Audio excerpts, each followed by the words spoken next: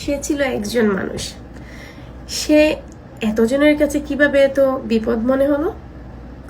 সে ছিল সততার সাথে, সে ছিল সাহসী, শুধু সাহসী নয়, সে দুঃসাহসী, চরম সত্য একজন মানুষ। সে কিভাবে এতটা বিপজ্জনক আপনাদের কাছে মনে হলো এবং তাকে আপনারা তাকে মেরে ফেলতে হবে?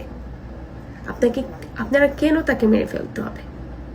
আপনারা আপনাদের কাজ করে যান, তাকে তার মতো বাঁচতে দিন, সে যা করতে চায় তাকে করতে দিন। আপনারা কি এতটাই দুর্বল যে একজন